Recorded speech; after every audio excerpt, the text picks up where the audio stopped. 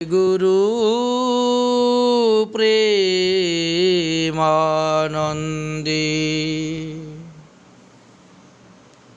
নিতাই গৌর সীতানা হরি হরি বল। গুরুবে গৌরচন্দ্রায়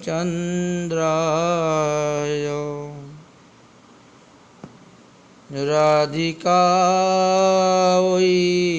তদালয়ে কৃষ্ণায় কৃষ্ণ ভক্তায় তদ্ভক্তায় নমো নমঃ। সুধী ভক্তবৃন্দগণ, শ্রী শ্রী নরোত্তম দাস ঠাকুর মহাশয় বিরচিতা শ্রী শ্রী প্রেম ভক্তি চন্দ্রিকা নামক গ্রন্থের ৫৭ নং ত্রিপদীর প্রমাণ দেওয়ার জন্য ৫৮ এবং ৫৯ এই দুইটি শ্লোক তুলে ধরেছিলেন। তো ৫৮ নং শ্লোকটি আমরা আস্বাদন করেছি। ৫৯ নং ছিল কৃষ্ণ স্মরণ জনঞ্চাস্য পৃষ্টং নিজ সমীহিতম তত্তৎ কথারতশ্চাসৌ কুর্যাৎ বাসং ব্রজে সদা।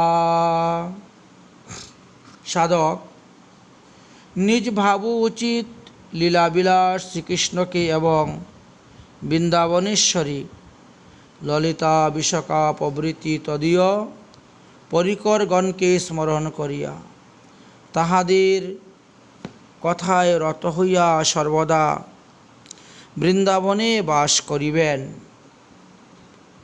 প্রমাণস্বরূপ তিনি তুলে ধরলেন বিভিন্ন পুরাণ হইতে আমরা দেখতে পাই।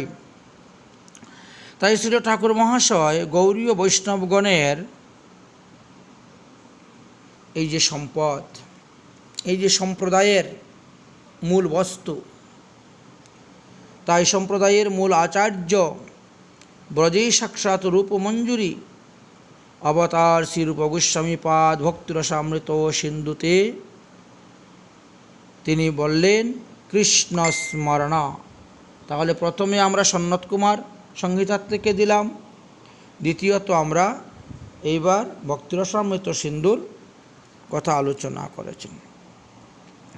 তাহলে এই শ্লোকটি দৃষ্টান্ত দিয়া স্বীয় বক্তব্যকে পরিপুষ্ট সাধন করলেন ঠাকুর মহাশয়। প্রথমত বলিতেছেন কৃষ্ণ স্মরণ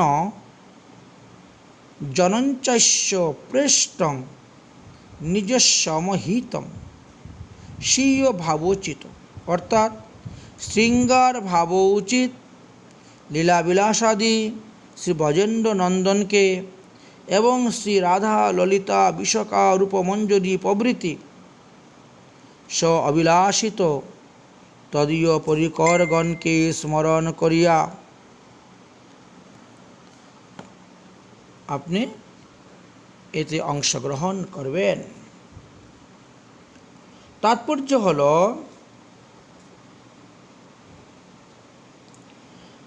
রাগানুগা ভজনে স্মরণাঙ্গ ভক্তি হই মুখ্য, কারণ রাগটি মনোধর্ম। সুতরাং মানসিক ধর্ম বা রাগ, এতে তৃষ্ণা বা লোভ বাড়ে। মূলত রাগানুগা ভক্তিতে মানসিক ভজন স্মরণাঙ্গকেই প্রাধান্যতা দেওয়া হয়। তথাপি বাহ্যদেহী শ্রবণ কীর্তনাদি ভজনাঙ্গ অপেক্ষণীয় নহে, এই প্রসঙ্গে ইহাও সবিশেষ জ্ঞাতব্য। বাহ্য সাধক শ্রবণ কীর্তনাদি ত্যাগ করিলে ব্রজলোকের আনুগত্যাদি কিছুই সিদ্ধ হবে না। তাই শ্রবণ কীর্তনাদি বাহ্য সাধনের দ্বারা যেই রূপে অন্তর্সাধনে লীলা স্মরণ পরিপুষ্ট লাভ করে, তদ্রূপ অন্তর রসসাধন দ্বারা বাহ্য সাধনে রুচি জন্মিয়া থাকে। উভয়ই পরিপোষক বলিয়া বাহ্য সাধন অপেক্ষা করিয়া লীলাস্মরণে মনোনিবেশ করিবার চেষ্টা করিলেও বস্তুত উহাতে সফল কাম হওয়া যায় না। আবার লীলাস্মরণ অপেক্ষা করিয়া কেবল বাহ্য সাধনে আগ্রহ করিলেও রাগানো মার্গের ভজন হয় না। সুতরাং যুগপৎ উভয়েই আবশ্যক। যে সকল নবীন সাধক স্বীয় সিদ্ধদেহ চিন্তা বা রাধা মাধবের লীলা স্মরণ স্পষ্ট হয় না, প্রত্যুত যেন কিছু কষ্টকর বলিয়া মনে হয়, তাহারা প্রথমত লীলা স্মরণের প্রতি অতি আগ্রহ না করিয়া যদি শ্রবণ কীর্তনের সহিত লঘু বা সহজভাবে স্মরণ মনন ও গোপীভাবের বা রাগানুগা ভাবের মহিমা ব্যঞ্জক শ্রী নরোত্তম দাস ঠাকুর মহাশয়ের প্রার্থনা, প্রেম ভক্তি চন্দ্রিকা, শ্রীমৎ রূপ গোস্বামী পাদের স্তবমালা, শ্রীল রঘুনাথ দাস গোস্বামী পাদের স্তবাবলী, শ্রীল কৃষ্ণদাস সিদ্ধ বাবার প্রার্থনা অমৃত তরঙ্গিনী প্রভৃতি গ্রন্থ শ্রবণ কীর্তনাদি করেন এবং অন্তরে মঞ্জুরি ভাবের সংস্কার আয়ত্ত করিতে প্রযত্ন করেন, তাহা হইলে অনায়াসেই লীলা স্মরণাঙ্গের অন্তঃকরণের উপযোগিতা লাভ করিতে পারিবেন। এই জন্যই বলা হইয়াছে তৎকথার তথাশ্চ, তাহাদের কথায় রত হও, তাদের কথায় রত হইয়া অর্থাৎ তাহাদের কথা শ্রবণ কীর্তনে তুমি রত হও। শ্রীকৃষ্ণ কথা এবং শ্রীকৃষ্ণের লীলা কথা সাধুগণের মুখে শ্রবণ করতে করতে সাধকের কর্ণপথ দিয়ে সে যখন প্রবেশ করবে, তখন সেই লীলাকথা রসায়নিকের মতন কাজ করবে এবং হৃদয়ের কামনা বাসনারূপ ময়লা যা ইচ্ছে সব দূর করে দিবে। তাই হৃদয়ের কামনা বাসনারূপী ময়লাকে দূরীভূত করে চিত্তকে পরিমার্জিত করিয়া থাকে। ইহা শ্রীমৎ ভাগবতে পুষ্টভাবে বর্ণিত হয়েছে। শীর্ণতাং সকথা কৃষ্ণ পুণ্যশ্রবণ কীর্তন হৃদস্তস্তু হি বদ্রাণি বিদুর্নীতি সুহৃদি শতাম। ভাগবত প্রথম স্কন্ধে 2য় অধ্যায়ের 21 নম্বর শ্লোকে বললেন, শেষে বললেন কুর্যাত বাসং ব্রজেই সদা, অর্থাৎ রাগানুগীরীয় সাধক সর্বদা ব্রজবাস করিবেন। সামর্থ্যের সাথে ব্রজে শ্রীমৎ নন্দ ব্রজবাস স্থানে শ্রীবৃন্দাবনাদৌ শরীরেণ বাসং কুর্যাৎ তদ্ভাব মনসা পিতার্থ, অর্থাৎ সমর্থ হইলে দেহের দ্বারা ব্রজবাস করিবে আর অসমর্থ হইলে মনের দ্বারা ব্রজবাস করিবে। ব্রজভূমিতে বসবাসীর অভিলাষ প্রকাশ করিবে। বৃহৎ গৌতমীয় তন্ত্রে শ্রীকৃষ্ণ স্বয়ং ব্রজবাসীর মহিমা বর্ণন করে গিয়েছিলেন। ইদম বৃন্দাবনং রম্যম মম ধামৈব কেবলম অত্র ये পৈশ্যবো পক্ষী মৃগা কীটা নরা মরা যে বসন্তি ময়াধীঞ্চে মৃত্যুজান্তি জমালয়ম মমালয়ম।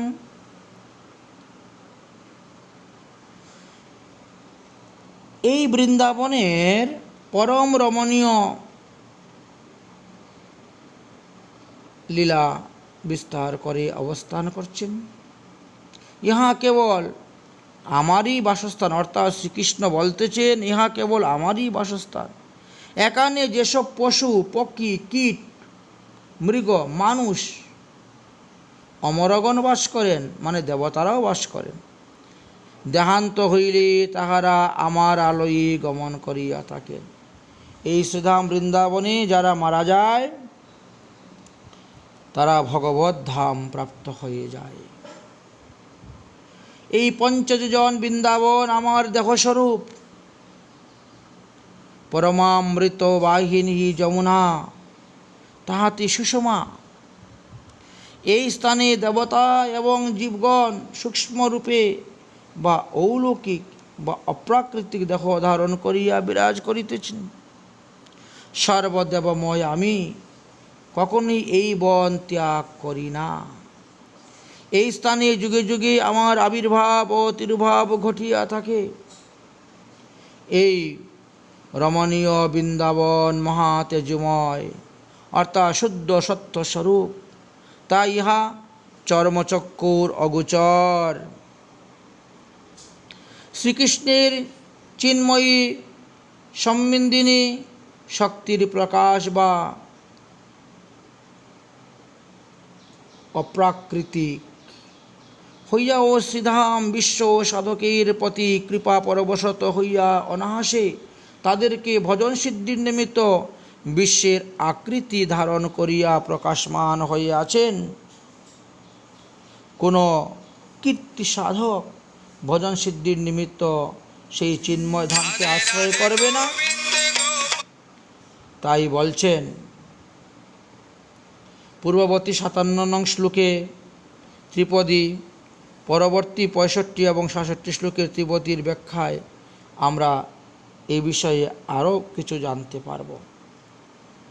ব্রজধামাশ্রয় পূর্বক স্বজাতীয় আশ্রয় রসিক ভক্তের সঙ্গে শ্রবণ করা কীর্তনাদি ভজনাঙ্গের সহিত উল্লেখিত প্রকারে স্মরণাভ্যাসের ফলে রাগ সাধকের হৃদয়ে মঞ্জুষা ভক্তির সুবিমল করুণাধারায় বিধৌত হইয়া নির্মল হইলে মনের একাগ্রতা এবং বুদ্ধির স্থিরাক্রমে সাধক শ্রী ভগবানের গাঢ় রুচিযুক্ত হইতে থাকেন। এইরূপে রুচিমান সাধকের ভজনকালে আত্মার প্রীতিবশতি সেবাবাসনা অন্তঃকরণে প্রতিবিম্বিত হইয়া প্রথমত রুচিকর হয় এবং চিত্তকে অনুরঞ্জিত করে। তদনুরূপ বুদ্ধিকে উহা অবধারণ করাইয়া নিশ্চিত ভক্তিরস প্রদান করিয়া থাকেন। তাই বললেন তখন সাধকের ভজনটি সুষ্ঠুভাবে অনুষ্ঠিত হয় এবং মনে সতত দেবসংকল্প বা সেবা সংকল্প, সেবা বাসনা, সেবা বুদ্ধিতে নিশ্চিত তন আত্মা ততাত্মকী হয়ে যান। তাই অহংকার প্রবৃত্তিকে ভাবযোগ্য অভিমানের প্রকাশ বা চিত্তের পূর্বানুভূত ভক্তি সংস্কারের গাঢ়রূপে প্রীতিত্ব বা স্ফুরণ হইয়া থাকে। তখন ইন্দ্রিয় বৃত্তি ওই সকল ভাবাবেগ শ্রবণ কীর্তনাদি সহিত প্রকাশিত হইয়া পড়েন। আবার ওই ভাবাবেগ শ্রবণ কীর্তনাদি মাধুর্যকে পরিপুষ্ট করিয়া স্বয়ংই অন্তর্মুখী হইয়া থাকেন এবং স্ব বৃত্তি আশ্রয় ক্রমে মন, বুদ্ধি, অহংকার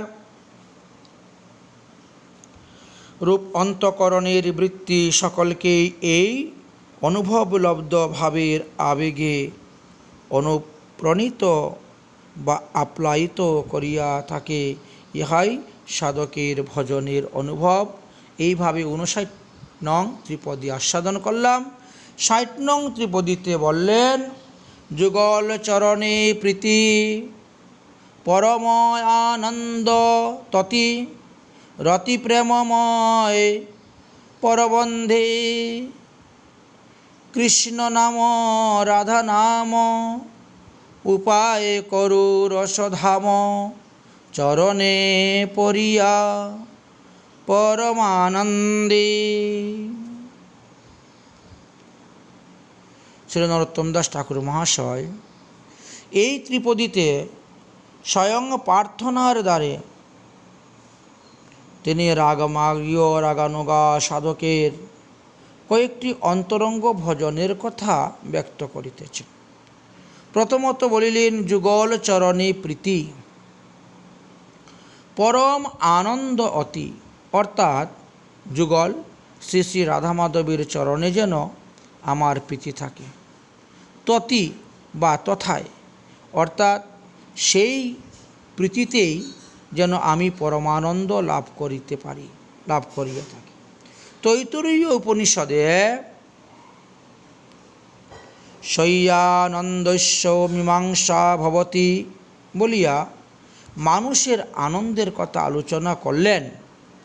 সেখানে বললেন মানুষ আনন্দ হইতে প্রজাপতি বা হিরণ্যগর্ভ প্রভৃতির আনন্দ শতগুণ ক্রমে উৎকর্ষ দেখাইয়া পুনরায় তাহা হইতেও পরমানন্দের শতগুণ অধিক স্থাপন করলেন। যত বাচ্য নির্বতনে প্রপাপ্য মনুষা সহ আনন্দং ব্রহ্মণ বিদ্ধং ন বিত্তেষি কতুশ্চয়ম। এই শ্লোকে আনন্দ তত্ত্বের অসীমতা এবং বৈলক্ষণ্যতা দেখাইলেন। পরে কু হি অভ্যানাং কু প্রণাধ্য যদেব আকাশ আনন্দ নস্বাৎ ইতি বাক্যের দ্বারাও তিনি বিভু ব্রহ্মতত্ত্বের আনন্দ স্বরূপ দেখাইয়াছেন। আনন্দ উদ্ভব খনিমানি ভূতানি জায়তে ইত্যাদি শ্রুতি বাক্যেও নিখিল বিশ্ব আনন্দ হইতেও অনেক কথা আলোচনা করে গিয়েছেন। আনন্দেই স্থিত রহিয়াছেন, আনন্দেই লয় হইয়াছেন, আনন্দেই জন্মলাভ করিয়াছেন। এইরূপে বিশ্বজগতে মহা আনন্দবাণী প্রচারিত হইয়াছে। ইহা হইতে জ্ঞাত হওয়া যায় যে বিশ্বে আনন্দ ভিন্ন কোনো বস্তুর সত্তা বিদ্যমান থাকা সম্ভবপর নহে। যিনি আনন্দরূপামৃতম, যিনি রসবৈষ, যিনি সর্বেষাং ভূতানাং মধু, সেই আনন্দময়, অমৃতময়, রসময়, মধুময় ভগবানের সৃষ্টি বিশ্ব কখনো দুঃখ থাকিতে পারে না। তবে যে সুখ দুঃখের আলো আধারের ন্যায় বিশ্ব জীবের জীবনে অনুসরণ করিতেছে, বলছেন তাহা কেবল জীবের কর্মবিপাকের আর অন্য কিছুই নহে। স্বরূপত জীব চিতানন্দের অংশ, কিন্তু এই কথাটা তো জীবের মনে থাকে না, সে ভুলে যায়। তাই আনন্দ সত্তা হইতে অনাদি ভগবত বহির্মুখর হেতু নির্মল মানে চিত্ত মলিনাদি এবং তত্ত্বজ্ঞানের অভাববশত সিংহ দেহসাধ্যজনক অনাদি সংসার দুঃখ ভোগ করিয়া বেড়াইতেছে। তবে মহৎ কৃপা যদি হয়, যেদিন জীব মহৎ কৃপা লাভ করতে পারবে, সেই দিন সে অন্তর্মুখী হইবে এবং ভগবৎ সেবা পরায়ণ হইবে এবং শ্রী ভগবানের প্রিয় পাত্র হইতে পারবে। তখন ভগবানকে প্রাণের প্রাণ বলে উপলব্ধি করতে পারবে। সেই দিন তাহার চিত্তে স্বরূপ জ্ঞান জাগ্রত হবে, সেই দিন নিত্য সিদ্ধ প্রেমের আবির্ভাব হইবে। তাই রসস্বরূপ বা আনন্দস্বরূপ শ্রী ভগবানের মাধুরী আস্বাদনে সে চিরতরে আনন্দ নিমগ্ন হইবে। তাই ভগবত মাধুরী আস্বাদনের মধ্যেই সাক্ষাৎ মধুর মূরতি স্বয়ং ভগবান ব্রজেন্দ্র নন্দনের মধুরিমায় আস্বাদন করা সম্ভব। শ্রী রাধারানীর সান্নিধ্যে আবার শ্রীকৃষ্ণের মাধুরী সিন্ধু নিরতিশয়ভাবে সমচ্ছল্য হইয়া ওঠে। তাই যাহারা শ্রী শ্রী রাধা মাধবীর যুগলচরণে প্রীতিপরায়ণ, তাহাদের যে পরমানন্দ লাভ হয়, কুত্রাপি তাহার তুলনা নাই। তাই বলিলেন, যুগল চরণ প্রীতি পরম আনন্দ ততি। তারপরে বলিলেন, রতি প্রেমময় পরবন্ধে, অর্থাৎ শ্রীকৃষ্ণ ভক্তি রসবিজ্ঞ স্বসম্প্রদায়ী মহাজনগণ কৃতজ্ঞ বিরচিত প্রেমময় প্রবধি বা গ্রন্থাদিতে যে রীতির কথা, রতির কথা উল্লেখ করা আছে, সেইগুলা জানতে হবে। শ্রীপাদ রূপ গোস্বামী, রঘুনাথ দাস গোস্বামী এবং অন্যান্য গোস্বামীগণ যে সমস্ত গ্রন্থ রচনা করে গিয়েছেন, যেমন স্তবমালা, স্তবাবলী, গোবিন্দ লীলামৃত গুটিকা, মঞ্জুরি ভাব সাধন, এইগুলা গৌরীয় বৈষ্ণবগণ আস্বাদন করবেন, তবেই তো তাদের মনে এর রাগানুগা ভাবটা পুষ্টিকর হইবে। মহাজন বিরচিত এই সমস্ত গ্রন্থের অক্ষর সবই প্রেমময়। প্রেমময় অক্ষর যাহার, মহাজন প্রণীত গ্রন্থের প্রতিটি অক্ষরেই তাহাদের অনুভূতির রসে ভাবিত। সুতরাং অন্তরের মালিন্য বিধৌত করিয়া প্রেমভক্তি প্রদানে মহাসমর্থ শ্রীল ঠাকুর মহাশয় এই প্রেমভক্তি নামক চন্দ্রিকা গ্রন্থেতে তাহা আলোচনা করে গেলেন, দেখালেন তারতম্য, অন্যতমভাবে ব্যাখ্যা করে গেলেন। এই সম্বন্ধে একটি সত্য ঘটনার কথা আমরা উল্লেখ করিতেছি। কোনো একবার কোনো উচ্চপদস্থ সরকারি কর্মচারী, মনে করেন জজ সাহেব, কোনো উচ্চপদস্থ সরকারি কর্মচারী কার্যানুসারে কিছুদিন পশ্চিমবঙ্গে অম্বিকা কালনাতে অবস্থান করছিলেন। তৎকালে কালনায় সিদ্ধ ভগবান দাস বাবাজি মহারাজ প্রকট ছিলেন। তিনি লোকমুখে সিদ্ধ বাবার মহিমার কথা শ্রবণ করিয়া একদিন ওই জজ সিদ্ধ বাবার দর্শনের জন্য গমন করলেন। সিদ্ধ বাবা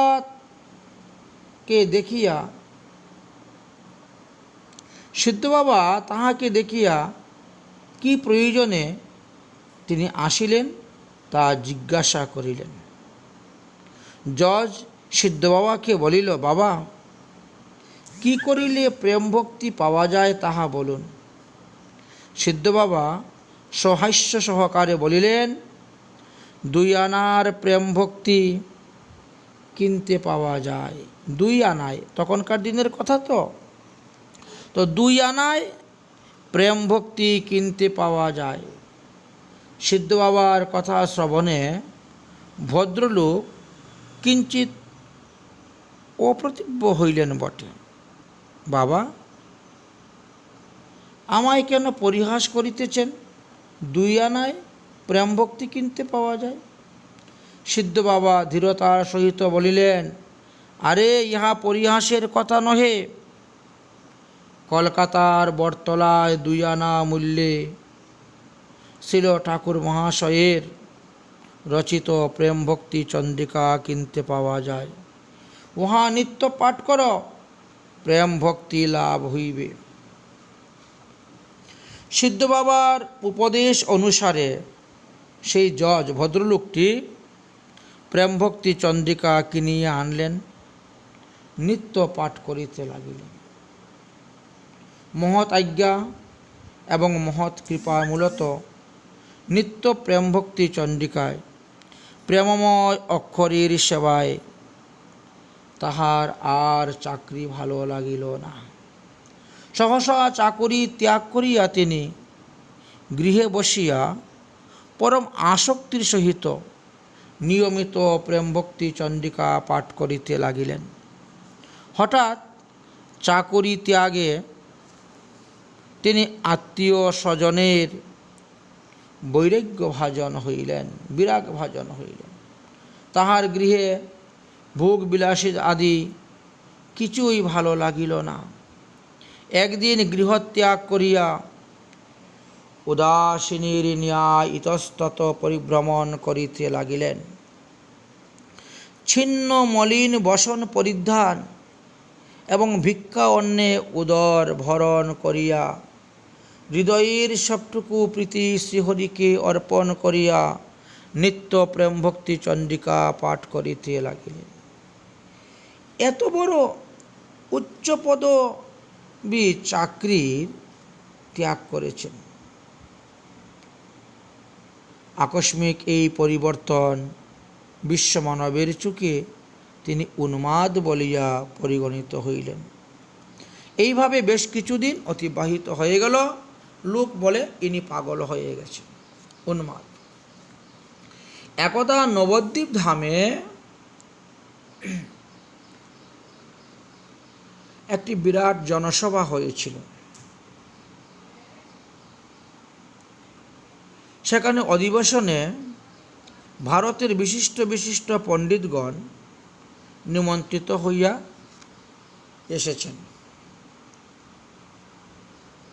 সবার প্রারম্ভেই সেই ব্যক্তি সভায় প্রবেশের চেষ্টা করিলে দারোয়ানগণ তাহাকে উন্মত্ত পাগল জ্ঞানে সেখান থেকে তাড়াইয়া দিল। মানে ওই আগের জজের কথা বলা হচ্ছে। কিছুক্ষণ পরে আবার তিনি সভার মধ্যে প্রবেশ করিতে চেষ্টা করিলে দারোয়ান কর্তৃক পুনরায় আবার বিতাড়িত হইলেন। তৃতীয়বার তিনি যখন সভার দ্বারে আসিয়া সভায় প্রবেশ করার চেষ্টা করিলেন, তখনও দারোয়ান তাকে বিতাড়িত করিবার উদ্যোগ করিলেন। তখন সভা মধ্যে সভাপতি যিনি ছিলেন, সভাপতির আসনে যিনি বসেছিলেন, সেই মহোপাধ্যায় পণ্ডিত শ্রীযুক্ত অজিত ন্যায়রত্ন মহাশয়,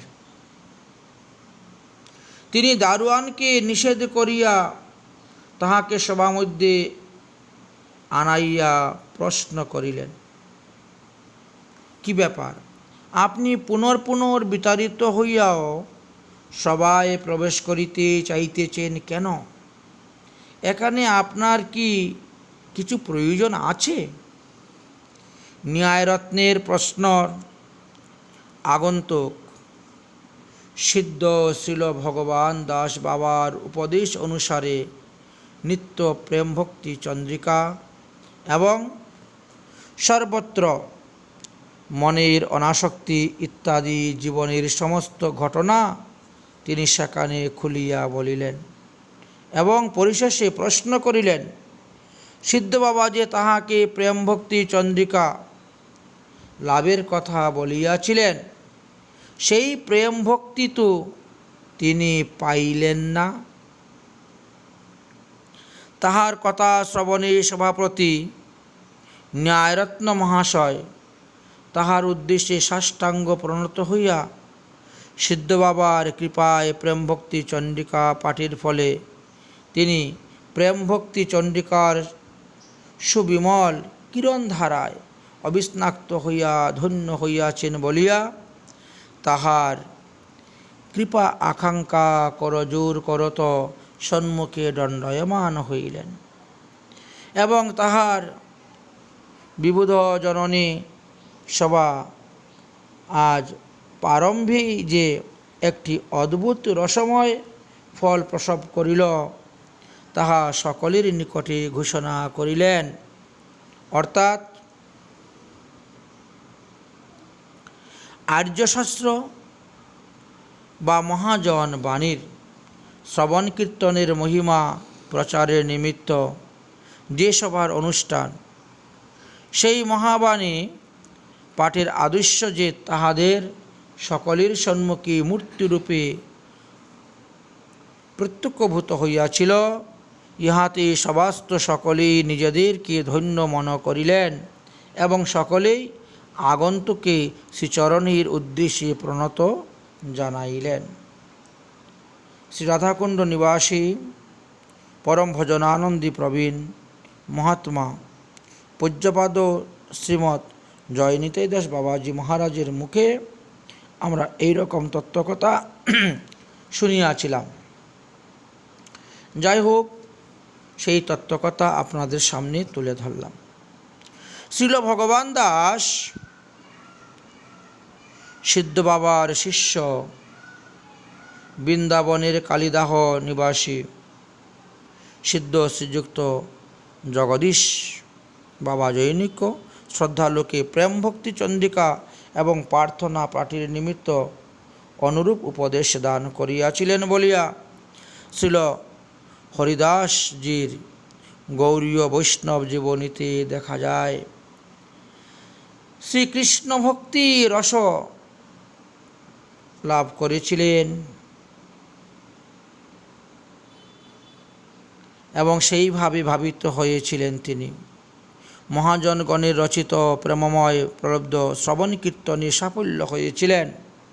শ্রীল কৃষ্ণদাস কবিরাজ গোস্বামী পাদ শ্রী চৈতন্য চরিতামৃতের ফলশ্রুতিতে লিখলেন, যেবা নাহি বুঝে কেহ শুনিতে শুনিতে সেহ, কি অদ্ভুত চৈতন্য চরিত, কৃষ্ণে উপজীবে প্রীতি, জানিবে রসের রীতি, শুনিবে শুনিলেই হইবে বড় হিত। তাই রতিবা প্রীতির সহিত সেই সব প্রেমরস প্রবন্ধে অনুশীলনিত হইয়ে যে সাধক প্রেম ভক্তি লাভ হইয়ে ধন্য হতে পারেন, ইহা তো বলা বাহুল্য। তাই নরোত্তম দাস ঠাকুর মহাশয় বললেন, তারপরে কৃষ্ণ নাম রাধা নাম উপায় করো রসধাম, চরণে পরিয়া পরানন্দে, অর্থাৎ পরানন্দে বলতে শ্রী রাধা কৃষ্ণের চরণে পরিয়া বা পরম আনন্দে যুগল চরণে একান্ত শরণাগতি হইয়া রসধাম বা নিখিল রসের নিখিল শ্রী রাধাকৃষ্ণের নাম গ্রহণ করা, বা আমি সেভাবে নাম গ্রহণ করে ভজন করিব। ভগবত পাদপদ্ম ভজনের মূল ভিত্তি এই ভগবত চরণে শরণাগতি। ভক্তের চিত্তে শরণাগতি না আসিলে ভগবত ভজন হয় না। যাহার যে পরিণামে শরণাগতি আসিবে, তাহার সেই পরিমাণেই ভজনে অগ্রগতি লাভ হইবে। শ্রীমৎ জীব গোস্বামী পাদ এই বিষয়ে ভক্তি সন্দর্ভে অনেক তত্ত্বকথাই আলোচনা করে গিয়েছেন। শরণাগতি ইহার অপূর্ব তত্ত্ব যে শরণাগতি ব্যতীত কখনো সিদ্ধি হয় না। তদীয় সিদ্ধি হইতে সাধক সর্বত্রভাবে অকুলত ভয় হইয়া থাকে। শ্রী ভগবান উদ্ধব মহাশয়ের প্রতি বলেছিলেন, মামেকম এবং শরণম আত্মানাং সর্বদেহিনাম, ইয়া হি সর্বাত্মং ভাবেন ময়া সৎ হি অকুতো ভায়া। একাদশ স্কন্ধের 12 অধ্যায় 15 নম্বর শ্লোক ভাগবতে আছে। হে উদ্ধব, তুমি সর্বত্যাগ করিয়া সর্বান্তকরণে নিখিল দেহধারী আত্মস্বরূপ আমার শরণাগতি হইয়া সর্বত্রভাবে অকুতু ভয় হও। কেবল অকুতু ভয়ই নহে, শরণাগত ভজন সাধনে নিঃসহী নিশ্চিন্তিতা লাভ করিয়া যথার্থ পরমানন্দ প্রাপ্ত হও। তাই শ্রীল ঠাকুর মহাশয় যেন এখানে বলছেন যে রাধা মাধবের চরণজুলি যুগলে একান্ত শরণাগত হওয়া পরমানন্দে রসধাম রসনাম রস আস্বাদন করা যায়। রাধাকৃষ্ণের নামকেই প্রেম ভক্তির শ্রেষ্ঠ উপায়রূপে গ্রহণ করিয়াছেন এবং সর্বশ্রেষ্ঠ ভজনানন্দ বলিয়াছেন। এটাই রাধাকৃষ্ণের চরণ আশ্রয় করিব। শ্রীনাম নিখিল রসের ধাম বা আশ্রয়। ভগবত নাম স্বভাবতই পরম মধুর বা আস্বাদের বস্তু হইলেও পিত্তদুষ্ট জিহ্বায় যেমন মিষ্টির মিষ্টতা অনুভব হয় না, বরং উহা তিক্ত লাগে। মিষ্টি সেবন করিতে করিতে জিহ্বার পিত্তদোষ নাশপ্রাপ্ত হয়ে যায়, তখন মিষ্টির মিষ্টতা অনুভব হয়। ঠিক তেমনিভাবে রসনাম শ্রীনামের আস্বাদন অপরাধ দুষ্ট চিত্ততে অনুভব হয় না। শ্রীনাম সেবন করিতে করিতে অপরাধীর অপগম্ভীর নাম ও মাধুরীর অনুভব হইয়া যাইবে। তাই শ্রীমৎ জীব গোস্বামীপাদ লিখেছিলেন, অতএব আনন্দ রূপ মহত্ত্বাং মহতো দয়া সাক্ষিণম যথা শ্রী বিগ্রহস্য। সাক্ষাৎ ভগবত মূর্তির ন্যায় ভগবত নামেরও আনন্দ স্বরূপাদি সম্বন্ধে মহতির অনুভব, তা যথেষ্ট প্রমাণ শাস্ত্রে দেওয়া আছে। সাক্ষাৎ মাধুর্যমূরতি শ্রীকৃষ্ণর দর্শনে অভক্ত অসুরেরা কোনো আনন্দ পায় না, বরং হিংসা দ্বেষ তাদের চিত্ত জ্বলিয়া উঠে। তদ্রূপ রসধাম শ্রীনামের আস্বাদন ব্রহ্মানন্দ, তার আগে খদুক্ষ সম। শ্রী ঠাকুর মহাশয় মধুরাতি মধুর শ্রী শ্রী রাধা মাধবীর নাম ভজনের অবিলাস করিতেছেন।